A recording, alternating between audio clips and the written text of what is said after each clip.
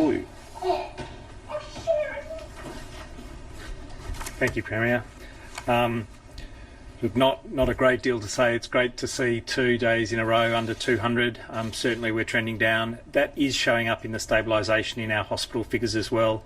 We've got a decrease in the hospitalised number of patients, a decrease in the number in ICU and even ventilated. So the overall trend is positive. Next week, if we carry on like this, we'll see numbers below 150. But it is these simple measures, the ones that we've shown just now, that are really critical to ensure that we continue on that pathway. And that certainly includes testing. It is a pretty miserable time at the moment to be out of your house. And if you don't need to be, please don't. But if you have got symptoms, runny nose, cough, sore throat, shortness of breath, fever, headache, change in taste, change in smell, they're all of the symptoms that could be associated with coronavirus, and it's really important to pick up even the mildest of illness, because it might be mild in you, but it won't necessarily be mild in others, especially the vulnerable who are around you. So a really important time to think about testing. We've maintained our numbers above 20,000. That's really positive, but we do need to keep it for the long haul, because that's exactly the kind of stuff that allows us to track and trace the cases and close contacts that allow us to get on top of these numbers. Very good. Happy to take any questions you have. What's the biggest cluster at the moment? I think the biggest cluster is the Epping Gardens aged care outbreak. 209 cases is the figure there. There might be a distribution centre outbreak of a similar size, but I would need to check that. I haven't got that number in front of me. I'm not suggesting it's anywhere near that level, but there's an outbreak at the psychiatric ward at the Melbourne Clinic in Richmond. Do you have any understanding of how that started? Was it a doctor? I'm not sure how it started. Obviously there are staff cases involved there, but I don't know who the index case is. We often don't determine who the index case is. We obviously have the first person diagnosed or the first person who's symptomatic. They're not necessarily the first person who started it. There are cases who you sometimes don't identify, but either way, the process of managing it is the same. Everyone's being followed up and they're close contacts, and a lot of staff furloughed for that reason. Is it just staff there?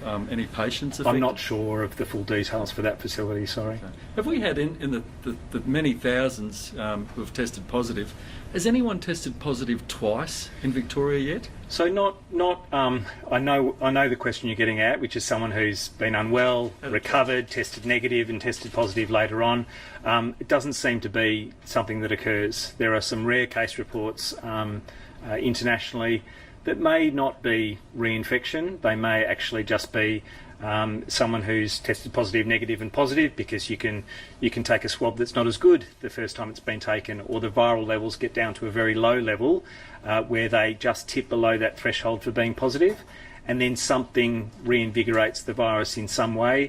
It can be an intercurrent illness, or it might be extreme exertion. There are some things that have been implied that might allow the virus to be detected again, but that's not a new infection, that's just detecting it again. It's not happened in Victoria? It's not happened in Victoria, okay. And the US Centers for Disease Control certainly are very confident that you have at least 3 months of immunity, and probably many more months than that after you've been infected. You said that we could see cases dip below 150 next week. There's modelling out today that suggests we could get below 30 by the middle of September. Is the department, I guess, privy to any of that modelling, or has it done its own where it suggests that we could be around that number? We do our own forecasting. I haven't seen that. Well, I'm not sure the particular model you're referencing. We do our own forecasting. We're not trying to push it out too far to mid-September, because it gets very uncertain when you're looking 3 weeks in advance. But that's routine modelling that the Communicable Disease Network Australia produces for the committee that I sit on.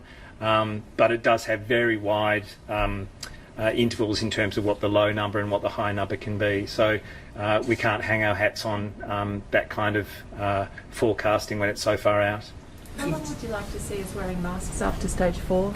I think masks will need to be part and parcel of how we go about our lives for some time after stage 4. I think it's clear that they're not always comfortable, they're not always convenient, but they are effective. And it's not like an N95 mask or a surgical mask, but it does make a difference. And every little bit counts when we're trying to crush this curve as much as we are.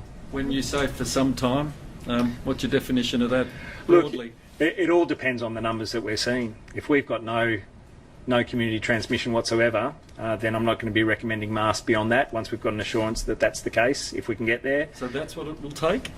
I think it would take that, but there are other levels that we can get to where maybe we don't require masks in all settings at all times in the way that it's recommended at the moment. So that, there are lots of shades of grey here, but we know it makes a difference, and so I think it's a small impost. It's a small bit of personal responsibility and care that we can take for ourselves and others. On testing, I know the aim at the moment is to test more than 20,000 people a day, and when you were asked, I think it was either yesterday or the day before, should we be really aiming for more like 30,000 or even 40,000? I think your answer was along the lines of not necessarily, because it will just push out testing times and things like that.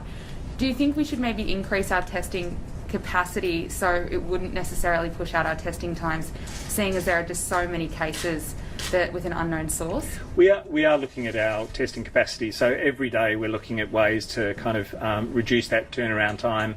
If we had 35,000 people stepping up for testing because they were symptomatic, I would want them all tested, absolutely. So at the moment the push is to get people testing, so the 20,000 level, not a magic number, but it's a really important kind of benchmark that we're trying to set. But we're not getting 30,000 people coming forward for testing. If there are symptomatic people out there and the numbers are 35,000 plus, I would absolutely want our testing capacity to meet that need. But at the moment, that should be our aim? I don't know that it needs to be our aim. Our aim is to get everyone who's symptomatic stepping up at the earliest possible time to get tested. If there aren't people who meet those criteria, then we don't need to be testing them. Can you just clarify your advice on farmers markets, given what happened last night? Well, certainly there were some concerns that farmers markets weren't doing as much as they needed to. They've got a broader responsibility than just at the point of sale. They've got a responsibility in terms of the density requirement and the fact that people shouldn't be gathering in numbers in those markets against the public health directions. But there's a panel that reviews that. That was looked at last night and a recommendation made to me. But we have to keep a close eye on all of those compliance measures. So farmers markets are operational. They can continue to be operational, but they have to be really mindful of the fact that those requirements need to be met at all times. Is there more they could be doing? I guess people post photos sometimes with people very grouped together. Is there more they could be doing to social distance potentially? Well, I think it's about the fact that food and drink is takeaway in Victoria. So people need to take it and they need to go home. They are not sitting down to eat in an outdoor setting. They are not gathering together to eat. So they need to make sure that people are taking that food and drink as takeaway. Yesterday, the Premier released on the Facebook page the reproduction number, which was below 0.86 or 86 in 100 people on August the 3rd, which was the day of stage 4 lockdown being announced. Can you explain why stage 4 was so essential given the reproduction number was below 1? So a reproduction number below 1 means that we'll get a gradual reduction in our daily cases over time. But we knew that it was very close to 1. And when it's very close to 1, it's a very, very slow reduction over time. And it would have been literally weeks and weeks and weeks, if not months, of stage 3 lockdown to get to the kind of numbers that we need to get to. And we know that that's intolerable for everyone. We're not planning on that. And we needed to drive numbers down much faster in order to get to a manageable level so that we could actually get to a point where we can review the choices that are available to us in easing those restrictions and make that choice. So, we will drive that effective reproduction number down even further. I know that with the introduction of stage 4, it'll come down below that 0.86, and we'll see numbers get to a point much earlier than would have been the case with stage 3 restrictions. It's absolutely painful to be in stage 4, there's no question. And the additional restrictions on businesses and what it means for everyone's life is well known to government, is well known to me, but the alternative was a very, very slow reduction in numbers on a daily basis. Do you have a figure in mind for when you would be comfortable easing restrictions, and how do we guarantee or how do we safeguard against a third wave? So the best way to safeguard against a third wave is to bring that number down to the lowest feasible, the lowest possible level, and I hope that includes 0. We haven't been there yet. There's no country in the world that's gone through a second wave bigger than its first wave that's gotten to the other side to tell us if it's feasible, but we have to aim for that. On the point of a number, there's no single number. I said there are lots and lots of factors yesterday that need to come into consideration. It's where those numbers are, it's where the transmission is occurring, it's where the ongoing driving of numbers is occurring. Is it in outbreaks? Is it household level? Is it mystery cases, sporadic mystery cases in the community? If we've got a lot of those sporadic cases in the community and we can't see how to get on top of it, then that becomes much more challenging to lift restrictions, even at lowish numbers. But if we take all of those things into consideration, how many people are isolating at the point that they're being symptomatic? How many days are they out in the community between becoming symptomatic and isolating? How long between being symptomatic and testing? They're all factors that we look at, including the reproduction number, including how we're getting on top of those really complex settings, and making sure that we're driving numbers down, not just in Metro Melbourne, but seeing that regional Victoria is on the same path, and at the moment they absolutely are. Melbourne's had one of the longest lockdowns in the world. Why do you think that is, and where do you think we went wrong? Well, we are going through a second wave. There are other countries that are about to go through or are going through their second wave now. They are also needing to consider a lockdown of whatever kind. Contact tracing does something. You can obviously follow up cases, but it doesn't do the whole thing when you've got a really significant increase in numbers. And so as Spain and France and Germany and now the UK and South Korea find an uptick in cases, they are all looking at restrictions again, and some of those countries had gone down to very low levels of restrictions, but they've seen a very significant uptick. So, France and Spain have got thousands of cases per day. They'll be really challenged by those numbers.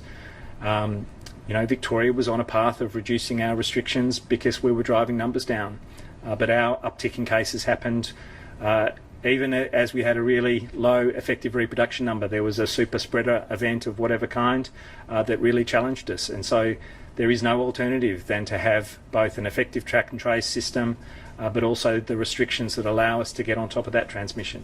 Just back on farmers markets. Initially, you said they shouldn't proceed this weekend. Then change of heart. What changed in the from banning them to letting them proceed? Well, the panel made a recommendation to me. They obviously engage with the industry, I presume. They've reflected on the things that they need to reinforce with those farmers markets. I don't know the details of those conversations or what intelligence they got about it. Was it the same committee that had said to you, don't let them proceed? No, the decision on them not proceeding was basically based on the intelligence that we got about the non-compliances. That was kind of direct intelligence to me, but we needed the panel to review what needed to be in place, and to provide me an assurance that if those things were in place, then they could safely operate, and that's where we got to yesterday. I know it was disruptive. I apologise for the fact that we've gone through this turnaround, if you like, but we do need to reinforce the idea that people need to be compliant as businesses, and some of the community activities, if you like, associated with them are not entirely in their control, but to the extent that they are and that they're responsible for them, they need to make sure that they happen. What's the difference between a farmers market and a supermarket? What were you saying that was any different? Well, there were people gathering at farmers markets and then sitting down in close proximity where there's a risk of transmission. People in supermarkets don't sit around and stay together and picnic. So that's not a risk that we need to address in supermarkets. So it's the onus now is on the farmers market organisers to prevent gatherings happening? Well, it always has been. There's a density requirement there. And to the extent that it's feasible and reasonable, they have to make sure that people aren't doing the wrong thing within the vicinity, within the grounds of those farmers markets as well. If there are further changes to those markets or other businesses in Victoria, are they going to find out in the evening because of an update on a website, or could communication be improved? But no, I think we always need to try and engage with them as early as possible and give them advance notice. But if there's a risk that's unmitigated that we need to crack down on very quickly, then we'll do that. But you're right, people need as much advance notice as possible, and we need to give people an appropriate opportunity to get things right as well. Just on horse racing, I think they've had a COVID scare, their first one. Can you bring us up to date with what's happened out at Cranbourne? I know that there's been a case in Cranbourne. I know that there are activities that they've suspended by virtue of that case. I don't know the specific details in relation to that, and I think they've taken a pretty precautionary approach in shutting down some of today's activities related to that. That's appropriate. I think racing's still going ahead today at another venue, but you're happy that that's going to be okay to... Yeah, all of it will be related to who the close contacts are and whether there are links to some of the other races that might be ongoing, but it doesn't mean that the whole industry needs to shut down. It's obviously related to particular staff or an individual associated with one site, and they've made a choice about any connections with other races today. How many new outbreaks are there, and are we sort of seeing the scales tip towards outbreaks as opposed to cases we don't know when we get the new infections? Yeah, certainly outbreaks are driving a lot of our daily case numbers. The number of new outbreaks each day has dropped below 10. I think it's only 5 or 6 today, so that's encouraging. But we've got a lot of active outbreaks, and in aged care in particular, and so there will be a lot of the new numbers that relate to those 1,600 active cases in aged care, and so getting on top of those outbreaks in each and every one of those facilities is really important. It should be noted that in our aged care facilities there are literally dozens and dozens, maybe over half, where there's only a single case, and so it's really important to understand that you can get on top of these introductions of virus very early. You can control the transmission within those facilities, but even where there are 20, 30 cases, we need to stop the transmission to stop driving the numbers that we're seeing day to day. There's been another 30 mystery cases confirmed. So even though the daily case numbers are going down, mystery cases are growing each day. No, so these are the mystery cases that we close off on a day-to-day basis. They won't relate to today's numbers. Yes. They'll relate to the previous couple of weeks. So what days they get allocated to, we'll see. But again, the overall trend that I've seen is that as a proportion of our total, mystery cases are dropping. But it's no concern to you that there's still another 30 cases that have been confirmed without a known source? Oh, I'd love there to be no community cases, but we're talking about historical closed off investigations now. It'll be very useful to have a look at, what the last 1 week, what today's numbers of mystery cases are, but they will need the investigations in days ahead to be able to close them off. On the daily figures, we're always told how many people are on ventilators. Once you're on a ventilator, what are your chances of recovery? Yeah, in Victoria it's very good. Globally, not so good. Victoria is absolutely world class in its intensive care management. It's not to say that it's not a significant risk. These are the most severe cases within Victoria. I don't have the precise figure, but I know that it's absolutely world leading in terms of your survival chances within intensive care in Victoria. Sorry, just following on a question Dougal asked about horse racing, are you comfortable that the industry is operating in a relatively normal fashion, given there's a lot of people involved in running a stable, a thoroughbred stable, and it's not an essential service? Well, I understood through engagement with the industry, and this was done with the relevant Minister and Secretary, that there were animal welfare issues, that it's actually not running anywhere close to normal, and that the reduction in staffing and the reduction in numbers that would normally be associated with that industry is very substantial.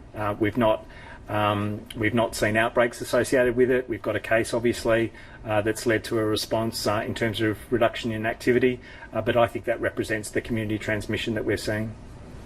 A question for the Premier, if that's okay. The